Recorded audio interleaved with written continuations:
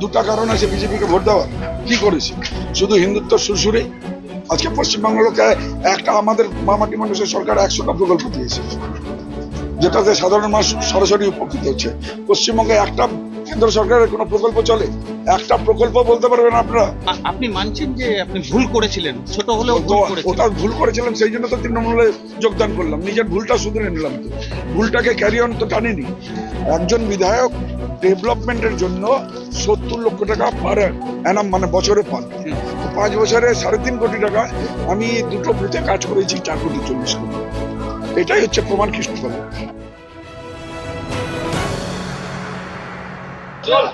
Sanjeev Guha, ETV Bharat. কি মনে হচ্ছে? খুব ভালো মনে হচ্ছে। প্রচার করছেন, সারা বছর কাজ করেছি, মানুষের সাথে জনসংযোগ রাখছি, সারা বছর কাজ করা হয়েছে। এখন আমি আমার রিপোর্ট কার্ডও জনগণকে দিয়েছি। আমার বিধানসভায় অভূতপূর্ব কাজ হয়েছে। 5 বছরে 550 কোটি টাকার উপর কাজ করেছি, আর 3.5 লক্ষ লোককে পরিষেবা দিয়েছি। তো সেই দস্তাবেজ নিয়েই যাচ্ছি সাধারণ মানুষের কাছে। সাধারণ মানুষ এখন বিচার করবে। বিজেপির থ্রেট কতটা আছে? বিজেপির কোনো থ্রেট নেই। কিসের থ্রেট? আপনারা বলতে পারবেন? দুটা কারণ আছে বিজেপিকে ভোট দেওয়ার। কি করেছে? শুধু হিন্দুত্ব সুরসুরে। আজকে পশ্চিমবাংলাকে একটা আমাদের মামাটি মানুষের সরকার 100টা প্রকল্প দিয়েছে, যেটাতে সাধারণ মানুষ সরাসরি উপকৃত হচ্ছে। পশ্চিমবঙ্গে একটা কেন্দ্র সরকারের কোনো প্রকল্প চলে?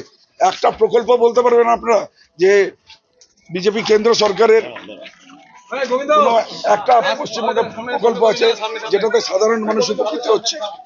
আমাদের সরকার দিয়েছে।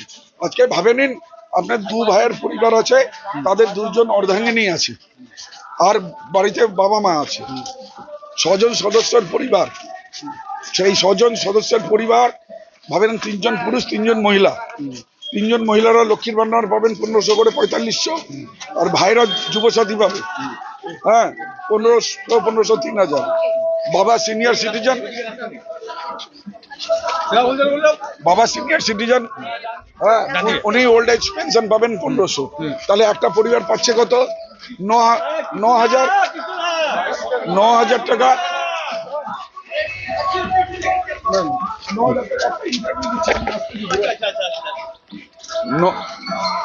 9,000 টাকা পাচ্ছেন, আর মাথা পিছু 5 কেজি করে রাশন।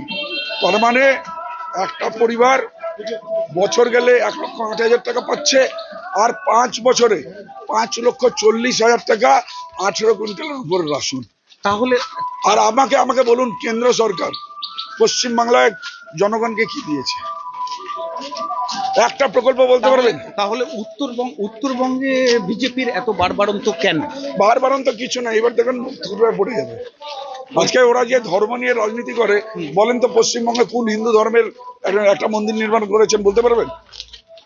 একটা হিন্দু ধর্মের মন্দির নির্মাণ করেছে? একটা আমাদের সরকার করেছে। যান দীঘাতে যান, জগন্নাথ ধাম করে দিয়েছে। তারাপীঠে যান, মন্দির সংস্কার করে ভব্য মন্দির তৈরি করে দিয়েছে। আর আপনার মাটিগাড়া মহাকাল মন্দির, আপনার স্কাই ওয়াক দক্ষিণেশ্বর কালীঘাট, আর তারপর আপনি মায়াপুরে যান, ওখানে সরকারি জমি দিয়ে এশিয়ার সর্ববৃহৎ মন্দির হচ্ছে। আমরা তো এটা নিয়ে ঢোল পিটাই না। আমরা মনে করি ধর্ম যার যার, উৎসব সবার। আমরা কি কাজ করেছি তার রিপোর্ট কার্ড আমরা পেশ করি। আমি আমার রিপোর্ট কার্ড বই বানিয়ে দিয়ে দিয়েছি, যে কি কি কোথায় কোন কোন অঞ্চলে কাজ হয়েছে, সেই রিপোর্ট কার্ডটা আমি দিয়েছি। তো আমরা কিন্তু আজকে আপনারা দেখুন, পশ্চিমবঙ্গে অনেক পুজো হয়। দুর্গা পুজো, কালী পুজো, লক্ষ্মী পুজো, জগদ্ধাত্রী পুজো, বাসন্তী পুজো, গণেশ উৎসবও হয়। আমাকে বলুন, বিজেপি একটা কোনো পুজো কমিটিকে একটা কোনো মানে অনুদান দিয়েছে বলতে পারবেন? পারবেন না। আমাদের সরকার দিয়েছে, প্রত্যেকটা দুর্গাপূজা কমিটিকে 1,10,000 টাকা দিয়েছে। আর আরে হিন্দু বেশি বলে। আজকে জানেন, ইনারা যখন ক্ষমতায় আসেনি 2014-এ, গো মাংস এক্সপোর্টে ভারতবর্ষ 9 নম্বরে ছিল, আর আজকের দিনে গো মাংস এক্সপোর্টে ভারতবর্ষ 2 নম্বরে আছে। আর এই গো মাংস ব্যবসায়ীদের কাছ থেকে ওনারা 250 কোটি টাকা চাঁদা নেয়। ইনাদের মুখে হিন্দুত্বর কথাটা শোভা দেয় না। ইনারা হিন্দু, মুসলিম, শিখ সব বিরোধী। আজকের দেশটাকে তো পরাধীন করে দিয়েছে, এটারও প্রমাণ করে দিচ্ছি। দেখুন, যখন পেহেলগাঁওয়ে মানে আতঙ্কবাদী হামলা হলো, 26 জন এর প্রাণের বলি হলো, আর তখন ভারতবর্ষ পুরো উত্তপ্ত, আর তারপর ঐক্যবদ্ধ হয়ে সবাই চেয়েছিল পাকিস্তানকে উপযুক্ত জবাবদিহি দেয়। আমাদের সেনারা সেই সময় পাকিস্তানের উপর হামলা করে। এমন একটা সিচুয়েশন আছে যে পিওকে পাক অকুপাই কাশ্মীর মানে আমাদের দখলে চলে আসবে, ফিরে আসবে। কিন্তু আমরা কি দেখলাম, আমেরিকার প্রেসিডেন্ট ডোনাল্ড ট্রাম্প সিজ ফায়ারের ঘোষণা করলেন, যুদ্ধবিরতি, আর আমাদের প্রধানমন্ত্রী চুপ। এখন ইরান ইসরায়েলের যুদ্ধ আমাদের সাথে কোনো লেনাদেনা নেই। আর তখন ডোনাল্ড ট্রাম্প কি বললেন, ঘোষণা করলেন যে ইরান থেকে, রাশিয়া থেকে ভারতবর্ষ তেল কিনতে পারবে না। আমাদের প্রধানমন্ত্রী কি চুপ।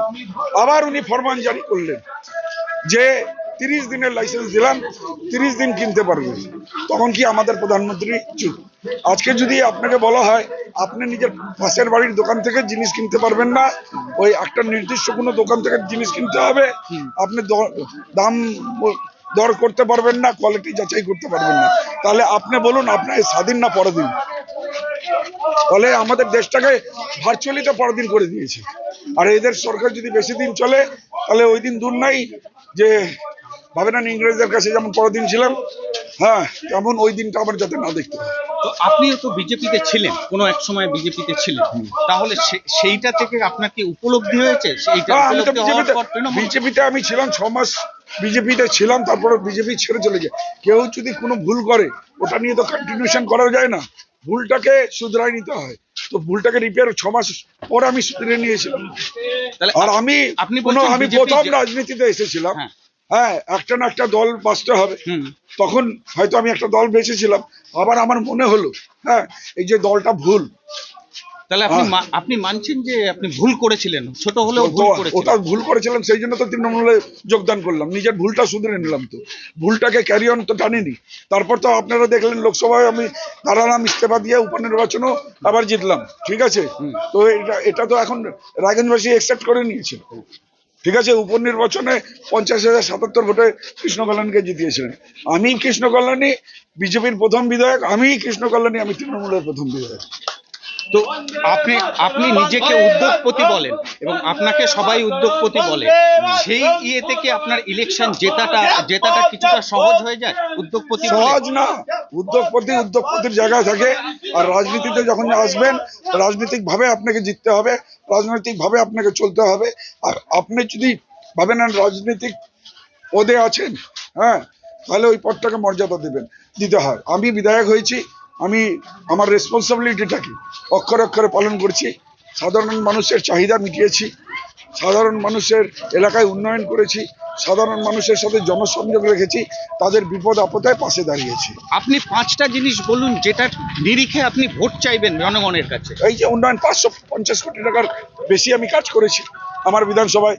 আমি একটা সমাধান অফিসের নির্মাণ করেছি, যেখানে 365 দিনই খোলা থাকে, 365 জন জনগণ যায়, আর ওখান থেকে ভাবে নেন পরিষেবা নেন। এই সুখের 365 দিনই সাধারণ লোকে পড়াশোনা। আমি যে এই বুথটায় হাঁটতেছি, এই বুথে কি কি কাজ হয়েছে, কতজনকে কি পরিষেবা দিয়েছি, সেটাও আপনাকে আমি বলে দিতে পারবো। আমি এখনই কাগজ আনাচ্ছি, হ্যাঁ, সে ব্যাখ্যান করে দিব। কত লোকের লক্ষ্মীর ভান্ডার রয়েছে, কত লোকের স্বাস্থ্যসাথী কার্ড হয়েছে, কতজন বাংলার বাড়ি পেয়েছেন, কতজনকে মেডিকেল হেল্প করেছি, আমার কাছে টোটাল বিবরণ আছে। আর এই বুথের কোন দিন কোন ব্যক্তি এসে কোন পরিষেবা নিয়েছে তার মোবাইল নম্বর সব নথিভুক্ত আছে। আজকে ভাবে নেন, এই আমরা এখন হাঁটতেছি 193-94 বুথে। এই যে এই 193-94 বুথে কি কি পরিষেবা দিয়েছি, এই যে যেমন 165টা লক্ষ্মীর ভান্ডার রয়েছে, স্বাস্থ্যসাথী 149টা হয়েছে, বাংলার বাড়ি পেয়েছেন 223 জন, উইডো পেনশন 4500, এমনি করে 815 জনকে পরিষেবা দেওয়া হয়েছে। ডেভেলপমেন্ট ওয়ার্ক কি হয়েছে ভাবেন, রোড হয়েছে 3,80,00,000 টাকার, ওয়াটার রিলেটেড প্রজেক্ট হয়েছে 10 লক্ষ টাকার, সোলার প্রজেক্ট করেছি 10 লক্ষ টাকার, ড্রেন অ্যান্ড স্যানিটেশন হয়েছে 5 লক্ষ টাকার, স্কুল ডেভেলপমেন্ট হয়েছে 5 লক্ষ টাকার, হেলথ রিলেটেড প্রজেক্ট হয়েছে 15 লক্ষ। একটা টোটাল কাজ হয়েছে 4 কোটি টাকার, 4,40,00,000 টাকার। একজন বিধায়ক ডেভেলপমেন্টের জন্য 70 লক্ষ টাকা পার অ্যানাম মানে বছরে পান। তো 5 বছরে 3.5 কোটি টাকা। আমি দুটো বুথে কাজ করেছি 4,40,00,000 টাকা। এটাই হচ্ছে প্রমাণ কৃষ্ণকলে। আরেকটা জিনিস যেটা জিজ্ঞেস করবো, পোলারাইজেশনের মাধ্যমে বেঙ্গলে ভোট, এটা কতটা আপনি আজকে দেখুন, যারা বাংলার সংস্কৃতিকে বুঝে না, বাংলা তাদের কোনোদিন একসেপ্ট করবে না। আজকে দিল্লির নেতারা বাংলায় আসে, কবিগুরু রবীন্দ্রনাথ ঠাকুরকে রবীন্দ্র সান্যাল বলেন, আর স্বামী বিবেকানন্দকে বলেন উনি নাকি কমিউনিস্ট, আর RSS এর হারমাত্রা আসে ঈশ্বরচন্দ্র বিদ্যাসাগরের মূর্তি ভেঙে দেন। আর আমাদের যুব ভাইরা যারা বিজেপি পরিচালিত রাজ্যে কাজ করতে যায়, বাংলা ভাষায় কথা বললে তাদের উপর হেনস্থা, অত্যাচার, উৎপীড়ন হচ্ছে, তাদেরকে মেরে ফেলার ষড়যন্ত্র হচ্ছে। এরা পশ্চিমবঙ্গ দখল করবে, পশ্চিমবঙ্গের জনগণ এদের প্রত্যাখ্যান করবে। এদের দেখবেন যা সিট ছিল তা কমে গিয়ে কত তলানিতে নামে। তাহলে উত্তরবঙ্গ আর পুরো পশ্চিমবঙ্গ, আপনার প্রেডিকশন কি? এবং উত্তরবঙ্গ পশ্চিমবঙ্গ, যেটা আমরা গতবার যে বিধানসভায় নাম্বারটা ছিল সিট, সেখান থেকে তৃণমূল কংগ্রেসের সিট আরো বাড়তে চলছে, এর মধ্যে কোনো সন্দেহ নেই।